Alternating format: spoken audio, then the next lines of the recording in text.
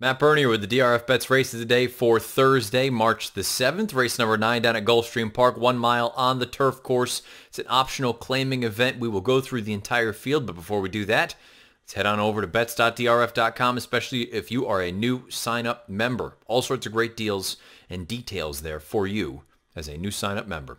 Bets.drf.com is the address.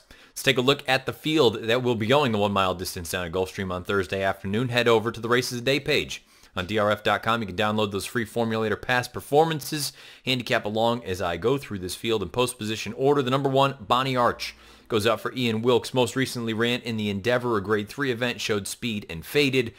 In my opinion, this is the first time this horse has been at a reasonable level since the summer down in Kentucky, whether it was at Churchill Downs, whether it was at Ellis Park. You'll note that those 2 races off of the layoff, the first 2, one at Churchill, one at Ellis, a couple of victories. And I think from a number standpoint, they fit in here quite well. I think Bonnie Arch can be forwardly placed. Doesn't absolutely need to have the lead. I think that can go a long way. For what it's worth, the most recent run in that Endeavor, the 3rd place finisher, Conquest Hard Candy, came back and earned an 84 buyer in her next start. I think Bonnie Arch is a little bit interesting in here at odds of 4-1 with Crystal Landeros aboard.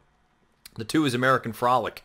Goes out for David Fox. Most recently ran in the Suwannee River. 53-1. Overmatched that day. I look at this horse and say she's going to be dependent on some pace. You're going to need something to run at from the back of the pack. It doesn't feel like she's necessarily of this caliber, but at the same time, she's a stakes winner at Gulfstream. Did that over the late summer, early fall time last year at 7.5 furlongs. I think she's okay. I think she's the kind of horse, to me, I'd be much more intrigued with using her underneath as opposed to an on-top contender. Number 3 horse is Miss Momentum for Mark Cassidy. We have a positive formulator fact here for Miss Momentum. Past 2 years, turf, 61 to 180-day layoff, route races at Gulfstream. 7 for 28, 11 in the money with a 574 ROI. Very strong numbers from Mark Cassidy. Great barn, great conditioner. Irad Ortiz Jr. takes them out. You're going to take a look and see that most recent run in the La Lorgnette. This horse was 6-1. Couldn't quite get the job done. She was 4.5 lengths behind the winner that day. For what it's worth, though, the winner was a horse called Shamrock Rose.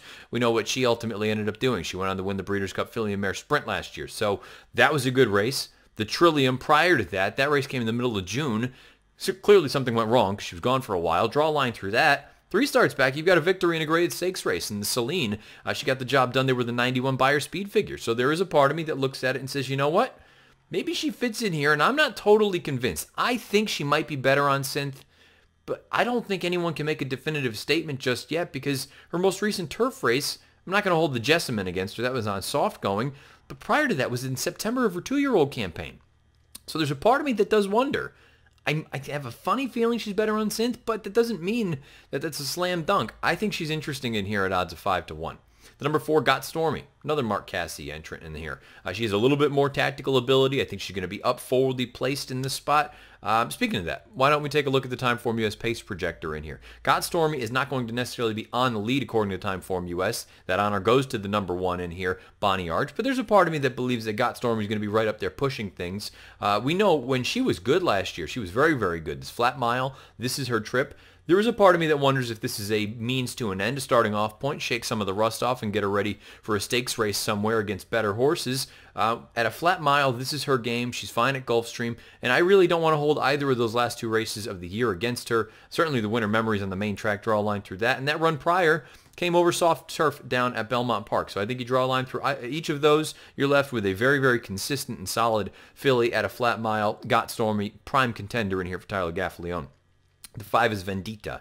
Vendetta goes out for Pat Biancone. The interesting thing for me, the difficult thing to analyze with Vendetta, she usually, she's 8 of 39 lifetime. If she doesn't win, very unlikely that she's even going to stick around. But she sort of changed the tune in that because 2 of her 3 most recent runs, they've been second, beaten by a neck and by a head.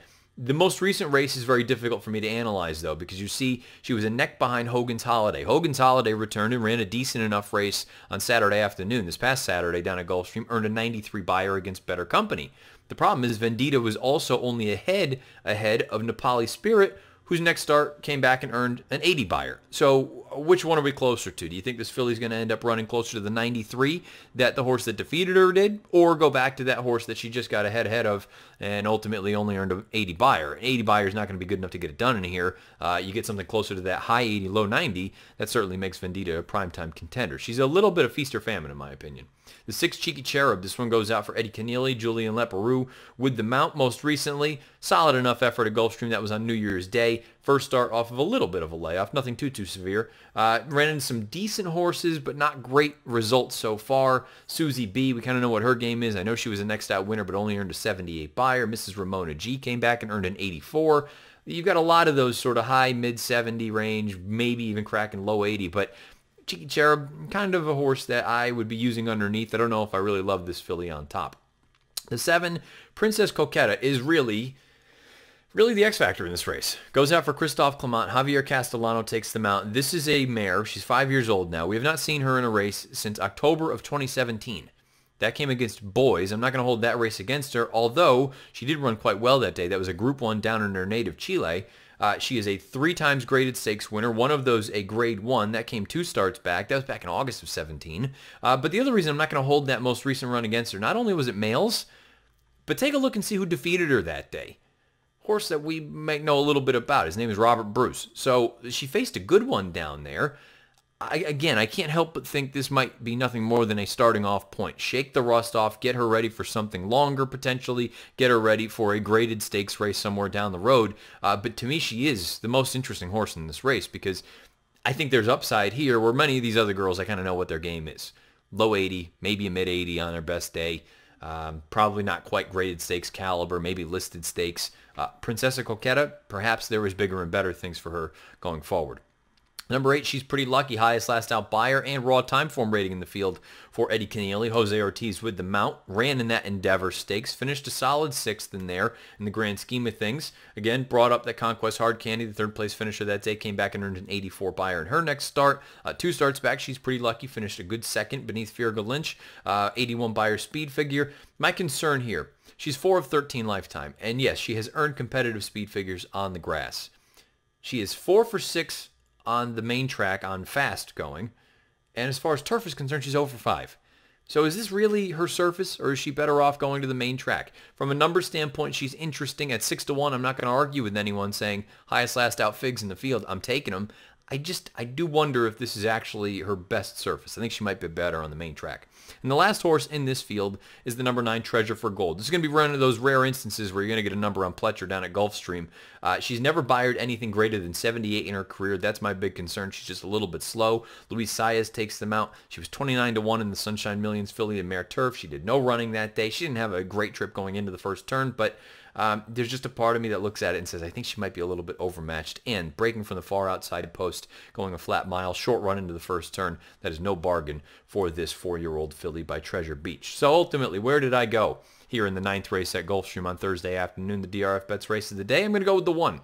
Down on the inside, Bonnie Arch. I think there's enough versatility here for Ian Wilkes. She can go if nobody else wants to go. She has that beautiful inside position, and if somebody else is intent, you take up that perfect pocket position. Chris Landeros tries to tip her out at some point, rounding the far turn, and you try to go on with it. She gets class relief, 2nd off the bench. I think you're going to get an effort more representative and closer to what we saw from those races down in Kentucky over the summer of 2018 from her. For me, I'm going to go 1, 4, 7, 3 in the Thursday DRFBets race of the day, the 9th down at Gulfstream. You're playing this race at GP. You're playing any of the races at Gulfstream on Thursday. DRFBets is the way to do it, especially if you're a new sign-up member. Head on over to bets.drf.com for all the sign-up details. Schedule a post time for the 9th at Gulfstream on Thursday afternoon, 4:41 Eastern. Good luck.